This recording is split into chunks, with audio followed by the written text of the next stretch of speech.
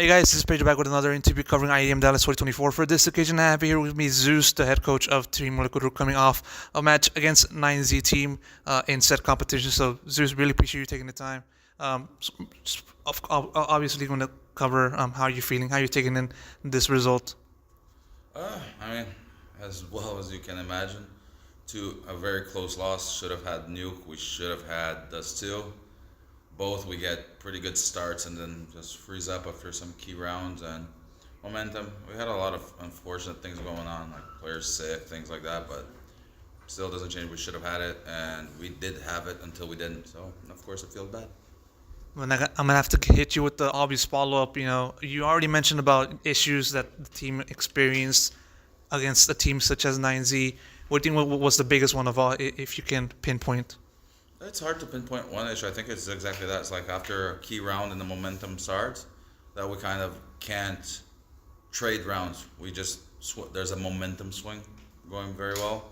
So that to me shows that we are kind of losing the thread of our thought because when we are winning, we are having control over the situations of understanding, and then we are misaligning. But it's Counter Strike. That is how it happens.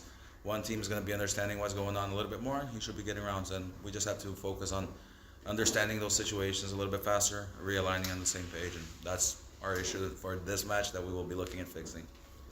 What do you think happened within the shift from beating complexity to then going against a team such as 9Z, which on paper, of course, you guys should be beating? Yeah, I mean 9Z took out Maus, which hadn't lost a group stage in 6 months. They're playing with their hearts. This is the event of their lives, and congrats to them. In a sense, at least I am happy to see that a team that is working so hard with less conditions than most of the international teams are having their chance. Right? Of course, I'm gonna feel sad with myself, but they deserve it. It's not a knock on them. They're playing like high level team right here. Of course. Again, more so just covering both matches within team overall, taking down the teams such as complexity. Of course, although you guys lose to 9Z, still in this competition, still have a chance to advance to the playoffs. More so just looking at the team's overall performance, what do you think are the biggest positives and negatives? Although you already mentioned the negatives, but yeah. In terms of positives that we're doing, we're able to get momentum. We're able to have some insane individual rounds and some insane team rounds. We need to do it more consistently. We need to be more aligned, and that's the positive and negative right there. It's pretty simple in my eyes. Yeah, for sure, for sure. I want to cover a little bit on just how the team's been preparing for events such as this, in Dallas, returning to North American soil, representing North America. How has the preparation been like for the team, under your point of view? The entire first season for us has been kind of crazy in preparation because we were a team that started with 0 points. So we had every open qualifier travel around the world just to play open qualifiers, and this wasn't different. We had CCT, so we were playing CCT online. We made it all the way to the grand finals, which is good for us, but left us with less time to prepare. And then there's a new patch going on, less Molotov, money economy. Everyone's unprepared. We might be just a little bit more underprepared due to the situations, but we're making the most of it. Everyone is too. Yeah, I remember there was an interview that you did with HLTB earlier on in the year. Just more so, just looking at how you're viewing the team's development, growth as a collective, building that foundation, and anything and everything else of the like. So now that we're approaching the end of the season, now we're approaching the player break. How have you kind of seen the resulting performance of the team amidst the creation of the foundation that you've been talking? I think everyone, including ourselves, expected a lot more of this team in the beginning, and that created a lot of pressure and expectations, right? Evolution is clear in many ways. Over the last 3 events, we made Grand Finals CCT, playoffs in Chengdu, playoffs in Pro League.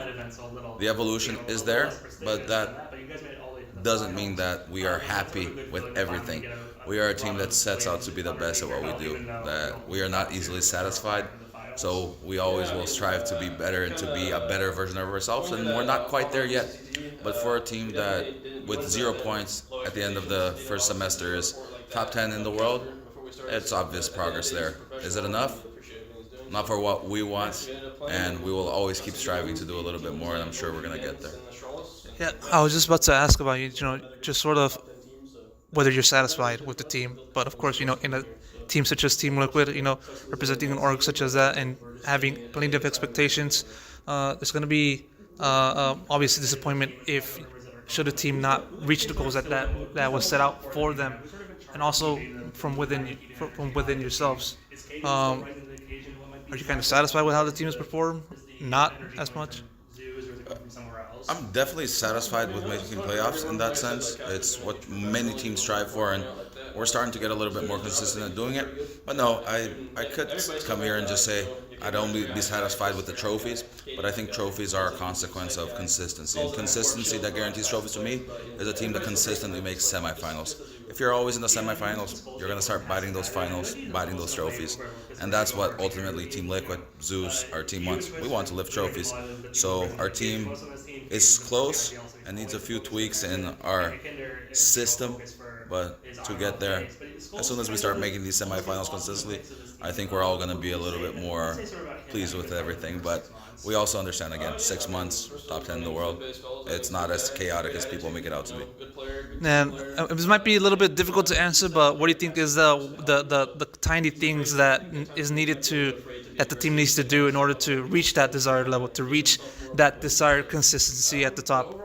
It's tiny in name, but it's not really that tiny. It's really an understanding, right? We need to be in syntony. And we have a lot of different variations of play styles, of mentality, of schools of Counter-Strike that need to be understood. Our communication still needs to get better. Coming from different languages doesn't mean that just because we speak English that it's fluid, it's millisecond responses. That requires time. So the details, while many, are more aligned with communication and understanding. Everything else follows. CS, these guys eat it. They played it their whole life. Some of it, most of their lives have been inside the server. So that's the easy part. The hard part is getting everything into a concise path that everyone follows and can be behind, understanding every step of the way. And when we have to audible, making that audible fast enough and in a way that everyone understands. So it's small, but it's actually a very big situation. For sure, and it's a process that might be daunting but for many, but hopefully it'll be one that will be easy in the long run for you. I'm going to wrap up the interview right here. Just really appreciate you taking the time.